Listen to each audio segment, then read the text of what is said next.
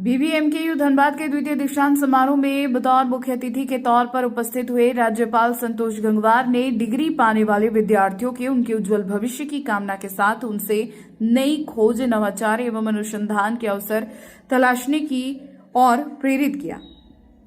धनबाद के new town hall में आज बीबीएमकेयू धनबाद का द्वितीय दीक्षांत समारोह संपन्न हुआ। राज्यपाल संतोष गंगवार के हाथों 220 टॉपरों को डिग्रियां प्रदान हुई। इस अवसर पर विद्यार्थियों को संबोधित करते हुए राज्यपाल ने डिग्री पाने वाले विद्यार्थियों से यह अपेक्षा करते हुए कहा कि हर एक शिक्षित युवा समाज के कम से कम एक बच्चे की शिक्षा का दायित्व अपने ऊपर अवश्य ले। यदि एक शिक्षित युवा समाज के एक बच्चे का भविष्य संवारने का संकल्प ले ले तो अशिक्षा जाएगी और असमानता की जड़ें स्वतः कमजोर पड़ जाएगी। उन्होंने कहा, शिक्षा का उद्देश्य केवल व्यक्तिगत उन्नति तक सीमित नहीं रहनी चाहिए बल्कि समाज और राष्ट्र के लिए प्रेरणा बननी चाहिए। राज्यपाल ने इस दौरान कहा कि राज्य के कुछ विश्वविद्यालयों में प्रोफेसर और कुलपति की कमी जल्द दूर होगी। राज्यपाल संतोष गंगवार ने इसके संकेत दिए हैं।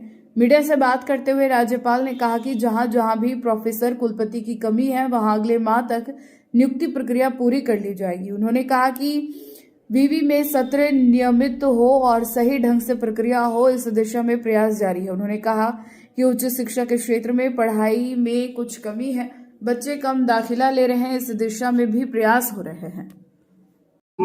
सबसे पहले इस दीक्षांत समारोह के अवसर पर विश्वविद्यालय द्वारा आयोजित कार्यक्रम में बतौर मुख्य अतिथि झारखंड के विश्वविद्यालय के कुलाधिपति राज्यपाल महोदय महामहिम उनके द्वारा सभी विद्यार्थियों को, शोधार्थियों को प्रमाण पत्र वितरित किया गया। मैं उनको उनके उज्जवल भविष्य के लिए शुभकामनाएं देता हूं और वो अपने भविष्य में जिस पद को धारण करेंगे, जिस कार्य को करेंगे, निर्वहन करेंगे, उसका पूरी निष्ठा और ईमानदारी पूर्वक कार्य करेंगे। इसके लिए भाई मैं स्वयं महामहिम से मैंने कहूंगा कि भाई अगर ना ही ले मेरा नाम, अगर किसी का नाम, हमने तो कभी कहा नहीं पत्रकार महोदय, हम अपने कोने में बैठे हैं। अब महामहिम के हृदय में क्या चल रहा है वो किसने देखा? ना हमने उनको कहा कभी, ना हम अपने से कभी किसी को कह। तो अब ये उनका विषय है। हमें जैसा कि हमने भी जानकारी लिया, वो शायद सीनेट के मेंबर है, तो सीनेट के मेंबर जब उन्होंने कहा तो उसमें तीनों का नाम ऑटोमेटिक आ गया। मैं इस विद्यालय का, मैंने विश्वविद्यालय का सीनेट का मेंबर नहीं हूँ, तो इसलिए मेरा नाम अलग से लेना पड़ा उनको, ऐसा लोग कह रहे हैं। मैंने भी पूछा कि भाई हमें भी लगा कि उनका भी नाम ले ही लेते हैं, तो शायद प्रोटोकॉल ये था कि वो सीनेट के मेंबर है। तो ना मैंने महामहिम को कहा है कि महामहिम मेरा नाम ले।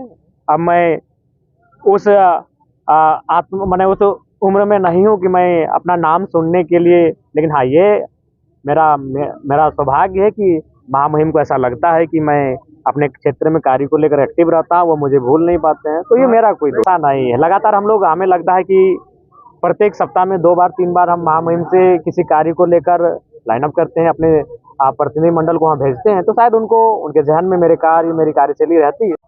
बहुत खुशी हो रही है, बहुत अच्छा लग रहा है।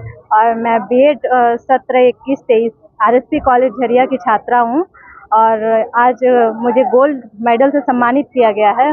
मुझे काफ़ी खुशी हो रही है। इसके लिए मैं अपने पेरेंट्स को, बीएड संकाय के सभी शिक्षकों को तहे दिल से सम्मानित करना चाहती हूँ और सबको थैंक यू बोलना चाहती हूँ कि उन्होंने मुझे इस लायक समझा और मैं आज उन्हीं की बदौलत यहाँ हूँ और आगे मैं इसी तरह सर्व करूँगी एज ए बेस्ट टीचर।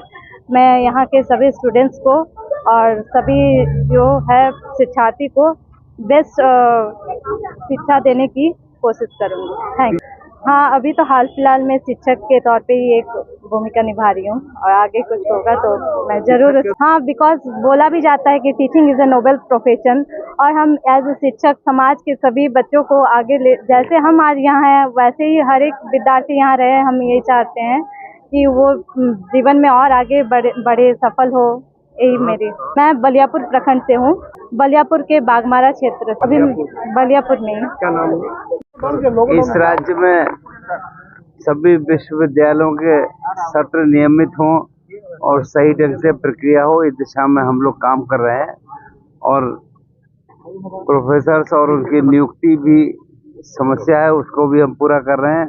कुछ स्थानों पर कुलपति का प्रकरण लंबित चल रहा है, तो वो भी अगले महीने में सब अंतिम हो जाएगा, ऐसा मैं मानता हूँ। और लगता है कि आने वाले समय में यहाँ के सत्र भी नियमित आपको दिखाई देंगे और समस्या न्यूनतम दिखाई देगी।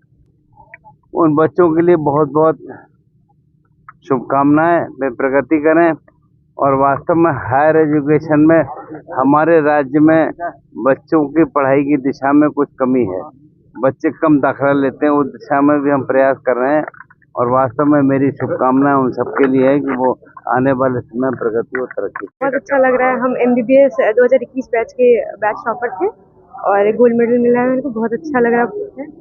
राज्यपाल से मेहनत किए थे तो उसका फल मिला है, अच्छा लगा। सर हम लोग को आगे के लिए अच्छा विश किए हैं।